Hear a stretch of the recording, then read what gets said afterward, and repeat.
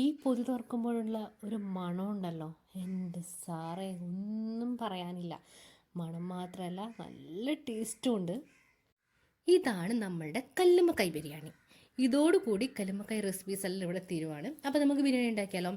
അപ്പോൾ ഉള്ളി, തക്കാളി, പച്ചമുളക്, ഇഞ്ചി, വെളുത്തുള്ളി എല്ലാം നന്നായിട്ട് വഴറ്റിയെടുത്തിട്ട് മഞ്ഞൾപ്പൊടി, മുളക് പൊടി, ചിക്കൻ മസാല, ഗരം മസാല എല്ലാം ഇട്ട് വഴറ്റിയെടുത്ത് വെള്ളം ഒഴിച്ച് നമ്മൾ കല്ലുമ്മക്കായ് കൂടി ചേർത്ത് വേവിച്ചെടുത്താൽ നമ്മൾ കൂട്ട് ശരിയാണ്.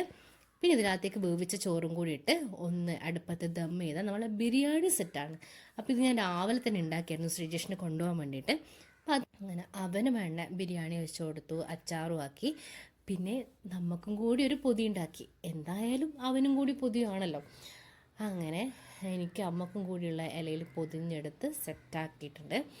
പിന്നെ ഉച്ച വരെ കാത്തിരിപ്പാണ്. ഉച്ചയ്ക്ക് ഇതാ ഇങ്ങനെ അങ്ങ് തുറന്നിട്ടതുണ്ടല്ലോ, ഇതോ എന്ത് രസമല്ലേ കാണാൻ തന്നെ. അങ്ങനെ അങ്ങ് തുറന്ന് ഇതൊക്കെ കൂട്ടി ഇതാ ഇങ്ങനെ അങ്ങ് കഴിക്കുമ്പോൾ കിട്ടുന്നുണ്ട് സുഖമുണ്ടല്ലോ, അതൊന്ന് പൊള്ളിയായിരുന്നു. അപ്പം അത്രയേ ഉള്ളൂ. Subscribe my channel.